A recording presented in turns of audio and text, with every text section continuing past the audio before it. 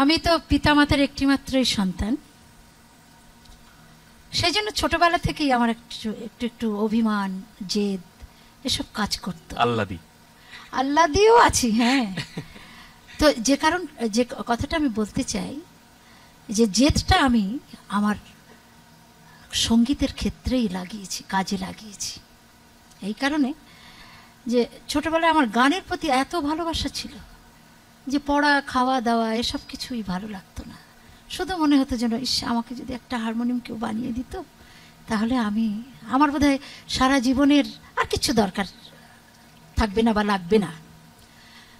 তো আমার বাবার কাছে খুব আর্জি পেশ করলাম।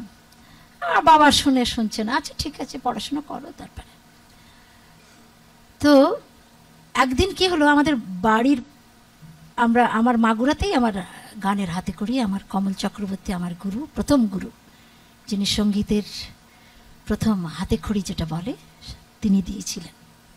পাশের বাড়িতে হারমোনিয়াম বাজছে আর কি। বেশ রাত, আমি পড়ার টেবিল থেকে ছুটে আমি বেরিয়ে গেছি। আমার মা অন্য জায়গায় হাতে ঘুমিয়ে শুয়ে আছে এমনি। তারপরে আমি ওই দরজার কপাট ধরে, একটা ছোট্ট মেয়ে এত রাতে একটা কপাট ধরে দাঁড়িয়ে আছে, কেউ কিছু বুঝতেও পারছে না। তারপরে আমার বাবা মা সব খোঁজাখুঁজি, মেয়ে গেল কোথায়, এতটুকু মেয়ে, বাচ্চা মেয়ে কোথায় গেল, কি ব্যাপার।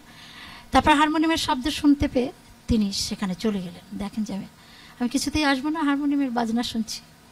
তো তখন থেকে আমার বাবা বুঝতে পারলেন, আমার বাবা নিজে গান করতেন কিন্তু, তো সেরকম তিনি এরকম উল্লেখযোগ্য কিছু না, কিন্তু গানের প্রতি তার ভালোবাসা। আর যা কিছু ঘটুক না কেন, সেটা পরিবার থেকে যদি না আসে, তাহলে কিন্তু সে কিন্তু অন্য জায়গায় অনেক কিছু করবে, সেটা কিন্তু করা যায় না। হ্যাঁ, অন্য লোকে খুব তালিম দিতে চায় বা আগ্রহ দেখায়, ওগুলো কিন্তু কিছু হয় না। বাড়ি থেকে, পরিবার থেকে যদি আগ্রহটা থাকে, তাহলে তার কাজের সুবিধাটাও থাকে। তারপরে বাবা দেখলেন যে না, হ্যাঁ ঠিক আছে, ওকে হারমোনিয়াম বানিয়ে দিতে হবে। তারপরে হারমোনিয়ামটা বানিয়ে দিলেন। আমার যে কি খুশি। তো যাই হোক, সেই থেকে আমার শুরু হলো। এবং আমি তো নজরুলের গানের চর্চা করতাম বিভিন্ন ওস্তাদের থেকে। আমার বাবার, যেহেতু উনি ডাক্তার ছিলেন, তার বদলির চাকরি বিভিন্ন জায়গায় তিনি থেকেছেন, আমরা গিয়েছি বদলির চাকরি হিসাবে। কুষ্টিয়াতেই আমার দীর্ঘদিন কেটেছে, এটা বলার অপেক্ষায় রাখেন। আমি নাটোরের মেয়ে হলেও কুষ্টিয়ার প্রতি আমার ঋণ অনেক। এই কারণে কুষ্টিয়ার আবহাওয়া, কুষ্টিয়ার সব কিছু আমাকে বড় কৈশোর, এখন পৌরত্বের কোঠায় যে লাগছি, এগুলো সব কিছু কুষ্টিয়ার আদলেই। তারপরে আমার নজরুলের গান বা ক্লাসিক্যাল গানের যে আবিধানিক যে প্রক্রিয়াকরণগুলো, সেগুলো আমার চর্চা করেছি। কিন্তু লালন ফকিরের গানে আমি তোমাকে প্রশ্নের আগে থেকেই সব কিছু আমি কিন্তু বলেই দিচ্ছি তোমাকে, হ্যাঁ, যে আমার লালন ফকিরের গানে ফিরে আসা এটা অকস্মাৎ।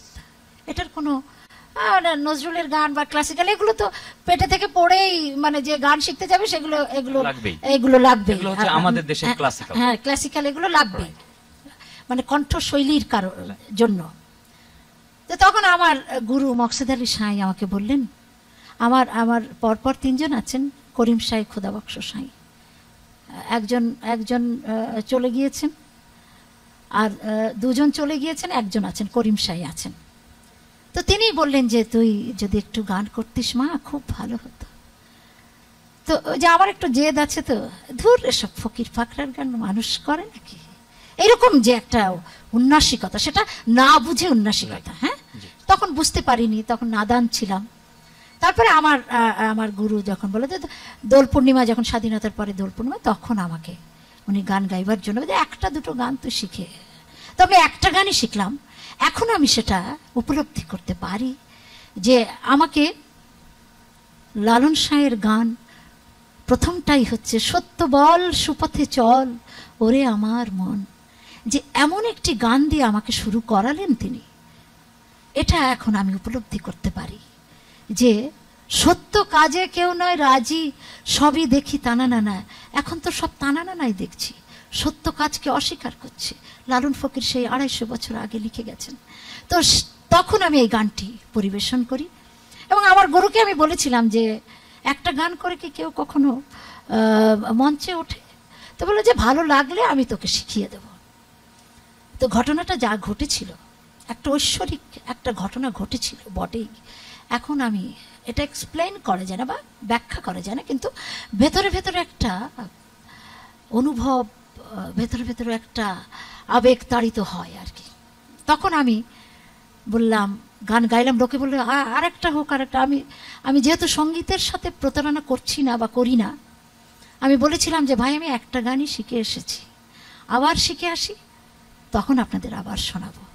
সেই থেকে আমার ভেতরে ঐশ্বরিক কিছু একটা ঘটনা হয়তো ঘটেছিল, সেই থেকে লালন ফকিরকে আমি এখন লালন করে চলেছি সব কিছু ত্যাগ করে।